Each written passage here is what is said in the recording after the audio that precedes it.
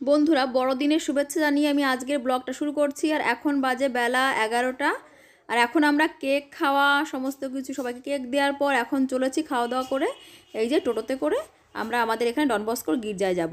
তো দেখো টোটো আঙ্কেল খুব সুন্দর করে টোটোটাকে সাজিয়ে নিয়ে এসছে। আর এবার আমরা সবাই আমরা বসে পড়েছি, ছোটো তো খুব সুন্দর লাগছে। তো আমরা পেছনে বসেছি আর এই যে সুন্দর একটা পরিবেশ, দেখো প্রাকৃতিক পরিবেশের মধ্যে দিয়ে আমরা চলেছি। যেটা আমাদের বাড়ি থেকে 3-4 কিলোমিটার দূরে। তো আমরা এই যে গান শুনতে চলে এসেছি। তো গির্জাতে তো আমরা চলে এলাম, কিন্তু এই গির্জায় এসে তো একদম মানে বোকা বনে গেছি।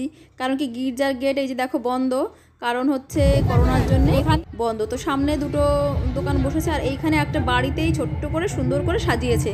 তো মেয়েরা দেখবে বলে দাঁড়িয়েছি আমরা টোটোতে দাঁড় করিয়ে দিয়ে। তো ওরা একটু ছবি তুলে নিল আর এবার আমরা ফিরছি। আর গির্জাটা ছাড়িয়ে এসেছি, যতটা পারছি গেটের বাইরে দিয়ে একটু দেখানোর চেষ্টা করছি। চলো কি আর করবো। অন্যবার এই সময় গির্জা এত সুন্দর করে মানে সাজানো হয়, প্রচুর ফুল গাছ থাকে এখানে, সুন্দর করে প্যান্ডেল করা হয়, সাইকেল রাখার বাইক রাখার আলাদা জায়গা থাকে, আর প্রচুর দোকান বসে। কি বলবো, এইরকম শুনশান মানে গির্জার এই হাল দেখে আমার নিজেরই কান্না পেয়ে যাচ্ছে। আর গেট তো বাইরে দিয়ে বন্ধ, আর এখানে লেখা রয়েছে যে করোনার জন্য গেট বন্ধ থাকবে, কিন্তু গেট খোলা হবে না। দেখো পুরো মনে হচ্ছে যেন একদম প্রেতপুরীর মতো দেখাচ্ছে। তো এই করুণ অবস্থার জন্যে করোনাই দায়ী, করোনার জন্য এই হাল হয়েছে। নাহলে অন্য সময় এত প্রচুর লোকের সমাগম হয়, মানে তোমাদের কি বলবো। আমাদের মানে ছোটোখাটো গির্জা, আর এই আমাদের ভেতরে মানে গ্রাম্য এলাকায় এরকম গির্জা খুব একটা নেই। তো এই যে কাছাকাছি আমাদের এই গির্জাটাতে মানে খুব বেশি জাঁকজমক না হলেও মানে যতটা হয় তাদের আমাদের মনটা আর কি ভুলে যায়। তো আমরা বেশ খুব সুন্দর এনজয় করি। আর এই পেছনে যেখানে আমরা গেছিলাম টোটো নিয়ে, ওইখানে ওই মাঠটাতে হচ্ছে প্রচুর দোকান বসে আর কি, মেলা বসে আর কি।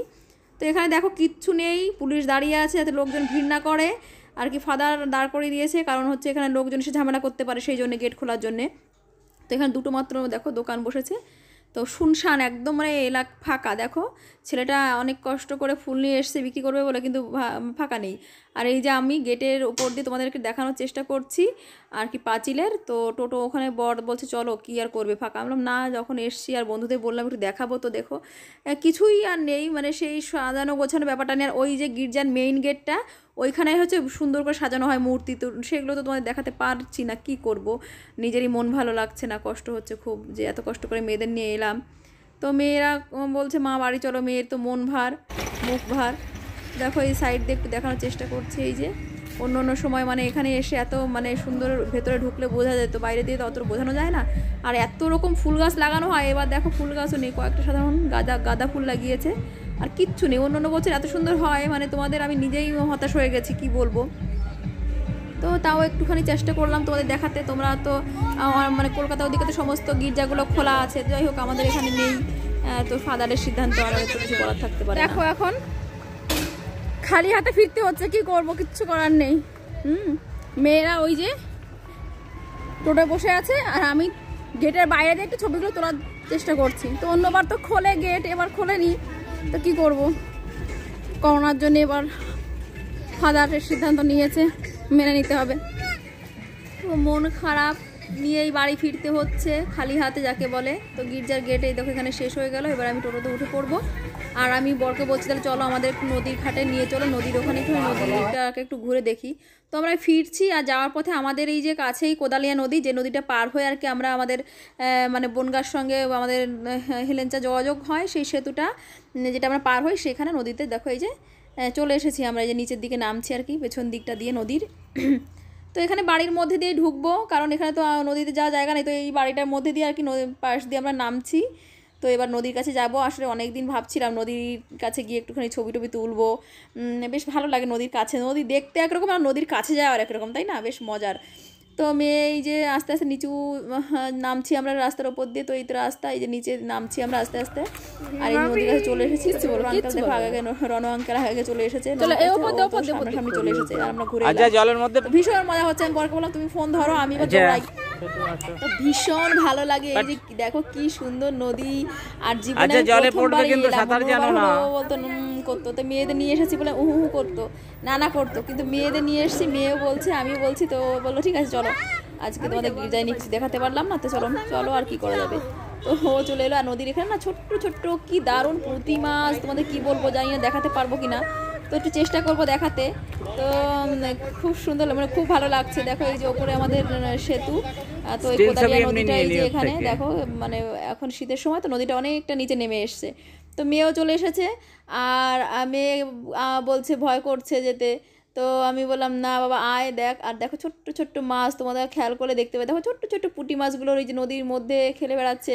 আমি মেয়েকে বলছিলাম বাবাই যদি আমরা একটা মানে ছিপ নিয়ে আসতাম তাহলে মাছ ধরতে পারতাম, তো আমরা জানি না, তাহলে আমরা আগে থেকে ছিপ নিয়েই আসতাম। তো এরপর কোনোদিন আসলে আমি ছিপ নিয়েই আসবো মাছ ধরার জন্যে। যে যা বলবে বলবে, পাগল বলবে বলবে, আমার কি। তো এবার আমরা, এই মেয়ে একটু ঝুঁকে পড়েছে, বাবা বলছে ঝুঁকিস না, কুমির আছে। তো মেয়ে এই যে দেখো কলমির ফুল তুলেছে, এতেই তো আনন্দ বলো। এই তো দেখো গেলাম গির্জায়, সেখানে তো কিছু জুটলো না। এখন নদীর পাশে এসে মনের দুঃখ নদীর কাছে জানাচ্ছি, আর কি করবো। নদীর পাশে বাস নাকি দুঃখ 12 মাস। চলো দেখো কি দারুণ, আমার ভালো লাগে সত্যি, মানে ঘরের বাইরে বেরোতে পারলে আনন্দ, সে গির্জায় যায় আর যেখানে যাই এতেই আনন্দ। আমাদের কোদালিয়া নদী, এ তো এখন দেখো দেখে মনে হচ্ছে একদম সরু, কিন্তু যখন বর্ষা হয় তখন কতটা জল উঠে আসে। দেখো এই যে হচ্ছে আমাদের, এই যে হচ্ছে আমাদের ব্রিজ, এইটার উপর দিয়ে আমরা যাবো আর কি। চলো দেখো এই গরুটা পার হয়ে এখন যেতে হবে। বাবা গরুর শিং দুখানা, ওরে বাবা রে, সে তো মনে হচ্ছে আমি ওপর দিয়ে যাচ্ছি যেখান দিয়ে। যাক ভালো, নিশাদের গানে হয় নিয়ে আসতাম পকেটের টাকা দিয়ে না, তো যাক ওখানে দেখতে পারিনি, গির্জাটাতে কি হচ্ছে, ভালোই মজা করলাম, নদীর পাশে দুঃখ সব দূর হয়ে গেল আমাদের। এবার আমরা বাড়ি চলে যাবো। তো বাড়িতে দেখো আমরা প্রায় পৌঁছে গেছি। আর এই ছোটু দিদি আর এই যে আমার ননদের মেয়ে মধু, তিনজনে মিলে এই যে ছোটো ঠাম্মাদের বাড়িতে এই যে ডগিতে বাচ্চা দিয়েছে আমাদের, আর কি কালু অনেকগুলো বাচ্চা দিয়েছে। তো সেই বাচ্চাগুলোকে মেয়ে দেখবে আসবে করছিল বলে আমি কিন্তু নিয়ে আসিনি। তো এখন চলে এলাম। আর এই যে রাত্রে এখন সন্ধ্যা হয়ে গেছে, এখন আমি ছানা বানিয়ে নিয়েছি। প্রচণ্ড ঠান্ডা হাওয়া আসছে, ওই জন্য কানটা একটুখানি ঢেকে নিয়েছি। তো মেয়েরা পকোড়া খাবে বলে এখন আমি এই যে লেবু দিয়ে লবণ দিয়ে মাখিয়ে রেখেছিলাম 15 মিনিট মেরিনেট করে চিকেনটাকে, এটাকে আমি এবার একটু মশলা করে নিয়েছি আগের থেকে। তো চিকেনটাকে আমি এবার মশলা দিয়ে সুন্দর করে মাখিয়ে নেব। আর মেয়েরা চিকেন পকোড়া খাবে বলেছিল, তো ওর জন্য দেখো আমি এই যে এখানে বেসন নিয়ে নিয়েছি, এই যে তো বেসন 1 চামচ দিলাম আর কি, বড় চামচের, আর দিলাম কর্নফ্লাওয়ার 1 চামচ। তো এবার এটাকে আমি সুন্দর করে মশলা দিয়ে মেখে নেব। তো মশলাটা দিয়ে মেখে নিয়ে তারপর আমি এদিকে কড়াই গরম করতে দিয়েছি অলরেডি আগেই। তো কড়াইটাতে এবার আমি ভালো করে সুন্দর করে মেখে নেওয়ার পর আর কি সুন্দর করে ম্যারিনেট করে নেব। তাহলে কী হবে, বেসনটা দেওয়ার জন্য না খুব সুন্দর একটা ক্রাঞ্চি আর কি টেস্টি হবে আর কি চিকেনটা আরও বেশি। তো তোমরা এইভাবে অবশ্যই একবার ট্রাই করে দেখতে পারো বাড়িতে। তো আমি প্রথমে মেয়েদেরকে কয়েকটা বানিয়ে দেব, তারপর আমরা আর কি বরকে দেবো আর আমি খাবো। তো বাচ্চাদের আগে দিয়ে নেব। তো সেজন্য আমি দেখো একটা করে এইভাবে চিমটে দিয়ে আমি ধরি, কারণ ওই হাত দিয়ে নিয়েছি আমি, কারণ বারবার ভালো লাগে না ওই হাতে, মানে মশলা হাতে সবসময় এই হাতা খুন্তি ধরতে কেমন বিরক্তি লাগে। তো দেখো মেয়েকে এই যে প্রথমের যে কটা বানিয়ে নেব সে কটা ওদেরকে দিয়ে দেবো, তারপরগুলো আমরা খাবো। তো মেয়ে তো নিয়ে চলে গেল কয়েকটা পকোড়া বানিয়েছি। তো ছোটুও ঘুম থেকে উঠে পড়েছে পকোড়া খাওয়ার লোভে। তো পকোড়া খুব ভালোবাসে চিকেনের, চিকেনটা মানে ভাত দিয়ে খেতে পছন্দ করে না, আর চিকেন হলে ছোট রুটি চাই। তো পকোড়াটা অনেকদিন ধরে খাবো খাবো বলছিল, তো ওই জন্য দেখলাম আজকে একটু বানিয়ে দিই। সব দিন তো ইচ্ছা করে না, আজকে বিকালে পড়ানো ছিল না বলে আর কি বানিয়ে দিতে মানে সময়টা পেলাম আর কি। তো বাকি পকোড়াগুলো আমি ভেজে নেব। তো এরপর রাত্রে আবার আমাকে ফ্রাইড রাইস আর পনির কষা বানাতে হবে, মটর পনির। খুব চাপ আছে জানো তো। তো পকোড়া না ঝাল ঝাল বেশ ভালোই হয়েছে। আমার ছোট সোনা তো কেমন আছে মা? ভালো। কত ভালো? এত ভালো। ঠান্ডা লাগছে, আমি কম্বলের নিচে দেখো বুড়ো দাদুর মতো কম্বলের মতো ঢুকে পড়েছে, বোঝো অবস্থা। তো এদিকে দেখো হাজব্যান্ড এখন এই রাত 8টার সময় বেরিয়ে পড়েছে, ওর সে নেমন্তন্ন ছিল কিন্তু ও যাবে না বলছিল ঠান্ডায়, কিন্তু বারবার পরিচর্যা ফোন করছে যে তুই আয়, তুই না আসলে হবে না, এত লোকের আয়োজন করেছি, তুই যদি না আসিস। তো সেই জন্য ও এখন সেই 8টার সময় মানে বাধ্য হয়ে গেল ঠান্ডার মধ্যে। তো এবার ও বেরিয়ে গেল, আমাদের পকোড়া তো খাওয়া রেডি। তো এবার আমিও মেয়েদের জন্য একটুখানি খাবার তৈরি করে নেব তাড়াতাড়ি। ওদেরও আজ অনেক দিন ধরে বলছে মা আমি কিন্তু পনির খাবো, আমার মেয়ে পনির ভীষণ ভালোবাসে, তো পনির আর মটর পনির আর ফ্রাইড রাইস ওকে তৈরি করে দিতে হবে এখন আমার। তো হাজব্যান্ড বেরিয়ে গেছে, আমিও তালা দিয়ে নিলাম ঘরে, নিয়ে তারপর চলে এলাম এই যে রান্নাঘরে দেখো। আর এই যে এখন আমি এই যে চেষ্টা করছি পনিরটাকে বের করে নেওয়ার। তো দেখো এই যে হচ্ছে আমার পনির, তো আমার পনির রেডি। চলো এটাকে নিয়ে দেখাই তোমাদের।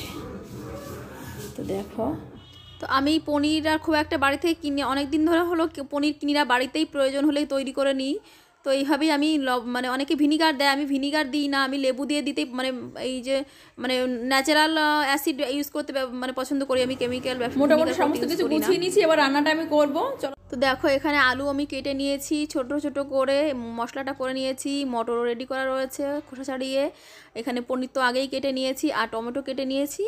আর আমি এখানে কড়াইয়ে জিরে আর শুকনো লঙ্কা ফোড়ন দিয়ে দিলাম, আর টমেটোটাকে সুন্দর করে পেস্ট করে নিয়েছি। ভাতটা অলরেডি অর্ধেকটা ফুটে গেছে, আর এখানে মটর দিয়ে পনির দিয়ে আমি মোটামুটি কষিয়ে টষিয়ে নিলাম ভালো করে, তারপর আমি ঢাকা দিয়ে দিয়েছি। আর দেখো মটর পনির আমার রেডি, ধনেপাতা দিয়ে দিলাম, ব্যাস। এদিকে আমি ভাতটা নামিয়ে নিয়ে একটা পাত্রে দিয়ে দিলাম ঘি, তাতে দিলাম এই যে মটরশুঁটি আর গাজর কুচিয়ে। এবার এটাকে আমি মাইক্রোফোনে দিয়ে দেবো, আমার এখন ধৈর্য নেই জানো তো আলাদাভাবে আর কিছু করার।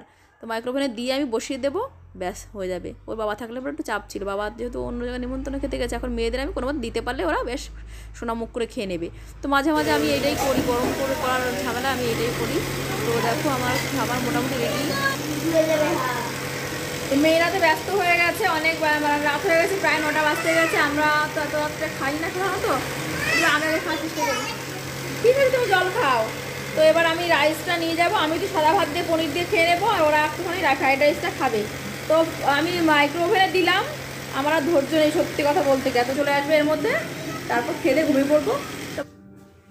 পছন্দ হয়েছে? এটা নিচে, এটা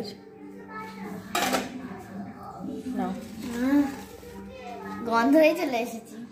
হ্যাঁ, গন্ধ পেয়ে চলে এসেছো? গন্ধ পেয়ে নাকি চলে এসেছে, বাহ ঠিক আছে। তাহলে তোমার পছন্দ হয়েছে? শান্তি হয়েছে? হ্যাঁ হয়েছে। 25 ডিসেম্বরের হয়েছে পছন্দের ডিশ? কালকে চার্চে যাবো। কালকে চার্চে যাবো কেন? কালকে আমাকে মেলা বসতে পারে না রে পাগল, এখন কালকে চার্চে প্ল্যান করছে। তুমি ভাবো তোমরা যে আমি কি ভয়ঙ্কর চাপের মধ্যে থাকি, মানে সারাক্ষণ এই যে খেয়ে আজকে দিন শেষ করলো, কালকে এখন চার্চে নিয়ে যেতে হয়, বলো এর কোনো মানে হয়? চার্চ বন্ধ রয়েছে তো, কালকেও খুলবে না, আজকে খোলেনি। তো দেখো সারাক্ষণ আমাকে এইভাবে বায়না করে মানে ব্যতিব্যস্ত করে তোলে আমার মেয়েরা, আমার চোখ মুখ আজকে বসে গেছে এত খাটুনির চোটে। তো যাই হোক, কি করব, ওদের বায়না আমি যদি না রাখি তাহলে কে রাখবে? হোক, সারাটা দিন ওদের মানে ফরমাস খাটতে খাটতে আমার সকাল থেকে সন্ধ্যা রাত গড়িয়ে গেল, এখন 9টা বাজতে গেছে। আমি অল্প একটু খেয়ে নেব, আর তারপর একটু পেপারপত্র বইপত্র একটু পেপার পত্রিকা একটু ঘাটবো। সানন্দাটা সে কবে এনে রেখেছি, মানে একদিন মানে একটু ধরেছিলাম, সানন্দা ধরার টাইমই পাচ্ছি না এর মধ্যে। আজকে একটু সানন্দাটা নিয়ে বসবো, তো ছুটির দিন ভেবেছিলাম একটুখানি এনজয় করব। তো ওদের সঙ্গে ঘুরতে ঘুরতে ওদের পেছনে দৌড়তে দৌড়তে আমার এনজয় করা তো মাথায় উঠেছে। তো এখন একটু নিজের মতো করে মানে মি টাইম যাকে বলে, একটুখানি পেপার নিয়ে পত্রিকা নিয়ে বসবো আর একটুখানি খবরটা দেখবো। তো এই সারাটা দিন এইভাবেই কেটে গেল মেয়েদের সঙ্গে হাসি খেলায়, মানে ওদের সাথে কাটিয়ে দিলাম আজকে সারাটা দিন। তো আজকের ব্লগটা তোমাদের কেমন লাগলো অবশ্যই জানিও, আর ভালো লাগলে অবশ্যই লাইক করো, আর সাবস্ক্রাইব করতে কিন্তু একদম ভুলো না, কারণ তোমরা যদি সাবস্ক্রাইব না করো তাহলে তো আমার আর কোনোদিন ইউটিউবার হওয়া, সফল ইউটিউবার হওয়া হবে না, তাই না? আমার সারা জীবনে লোকের প্যাক খেতে খেতে কেটে যাবে, লোকের টিটকারি টিপ্পনি খেতে খেতে কেটে যাবে, আর তারপর মুখ দেখানোর উপায় থাকবে না। তো ওই জন্য প্লিজ আমাকে সাবস্ক্রাইব করো আর আমার বন্ধু হয়ে পাশে থাকো, তোমাদের কাছে এইটুকুই কাম্য। তো আজকের মতো সবাইকে আবার বড়দিনের শুভেচ্ছা জানিয়ে আজকের ব্লগটা শেষ করছি। ভালো থেকো, সুস্থ থেকো, আর মানে আমার পরবর্তী ব্লগটা অবশ্যই দেখার জন্য আমাকে সাবস্ক্রাইব করতে ভুলো না। তো বাই বাই, শুভরাত্রি সবাইকে।